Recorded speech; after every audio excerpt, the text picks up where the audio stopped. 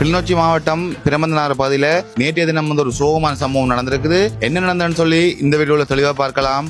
எல்லாருக்கும் வணக்கம். நான் கௌஷி. 2026 ஜூன் மாதம் 22ஆம் தேதி திங்கட்கிழமை நேற்றைய தினம் கிளிநொச்சி தர்மபுரம் போலீஸ் பிரிவுக்குட்பட்ட பிரமந்தனாறு 6ஆம் வாய்க்கால் பகுதியில் 2 வயதான ஒரு சிறுமி ஒருவர் ஒரு பாலடைந்த கிணத்துல விழுந்து உயிரிழந்திருக்கிறார். இந்த சம்பவம் அந்த பகுதிகளே பெரும் சோகத்தையும் பெரும் பரபரப்பையும் ஏற்படுத்தி இருக்குது. இப்படியான மரணங்கள் தான் இப்போ உள்ள கால பகுதிகளில் சகஜமாயிட்டுது. அந்த 2 வயது சிறுமி அயல் வீட்டுல விளையாடி கொண்டிருந்திருக்கிறார். விளையாடி கொண்டிருக்கக்குள்ள அந்த அயல் வீட்டுல ஒரு பாலடைஞ்ச கிணறு ஒன்று இருந்திருக்குது. அந்த கிணத்துக்குள்ள போய் தவறுதலாக விழுந்து நீரில் மூழ்கி இப்படியான முறையில உயிரிழந்திருக்கிறார். இந்த விடயம் கவனையின்மையால நடந்திருக்குது. குறித்த அந்த சிறுமியின் தாயார் வீட்டில் இருந்ததாகவும் சொல்லப்படுது. சிறுமியின் தகப்பன் வேலைக்காக வெளியில் சென்றிருந்த வேலையில இப்படியான விடயம் நடந்திருக்குது. சிறுவர் சிறுமிகள் மரணம் தான் அதிகமா இருக்குது. எங்களுடைய பிள்ளைகளை நாங்கள் தான் பாதுகாப்பா வச்சு கொள்ளணும். பக்கத்து வீட்டார் பாதுகாப்பா வச்சிருப்பினோம், அயல் வீட்டார் பாதுகாப்பா வச்சிருப்பினோம்னு சொல்லி நாங்கள் நம்பிக்கொண்டு அங்க விட்டுட்டு இப்படியான விடயங்கள் நடந்த பிறகு அவர்களை குற்றம் சொல்லி எந்த பயனுமே இல்லை. எங்களுடைய பிள்ளைகளுக்கு நாங்கள் தான் பாதுகாப்பு. அப்படி நீங்கள் அயல் வீடுகளில் கொண்டு உங்களுடைய பிள்ளைகளை விடுவதாக இருந்தால் அவர்களுடைய பாதுகாப்பை உறுதிப்படுத்தி விட்டு நீங்கள்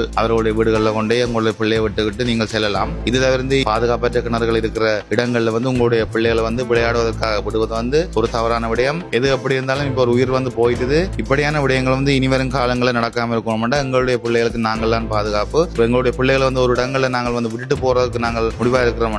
அந்த இடத்துல நீங்க சுத்தி பார்த்து பிள்ளைக்கு ஆபத்து தரக்கூடிய மாதிரி ஏதாவது இடங்கள் இருக்குதான்னு சொல்லி அதை செக் பண்ணி போட்டுதான் நீங்க விட்டுட்டு போகணும். இது தவிர்த்து இப்படி ஒன்று நடந்ததுக்கு பிற்பாடு நீங்கள் அழுது கூச்சலிட்டு என்ன செஞ்சாலும் இறந்த உயிர் பெறப்போற அளவுக்கு இல்ல. எனவே இப்படியான விடயங்களை எவ்வளவுக்கு தவிர்க்க முடியுமோ அவ்வளவுக்கு தவிர்த்து உங்களுடைய பிள்ளைகளின் எதிர்காலத்தை உறுதிப்படுத்திக் கொள்ளும். இந்த விடயம் நடந்ததுல முழுக்க தவறு அந்த தாயிலையும் தந்தையிலையும் தான் தவறு. அவர்கள் கவனீனமாக இருந்ததால் தான் இப்படி ஒரு விடயம் நடந்திருக்குது. இனிவரும் காலங்களில் இப்படியான விடயங்கள் நடக்காம தவிர்த்துக் கொள்ளுங்க. இன்னொரு வீடியோவில் சந்திக்கிறேன்.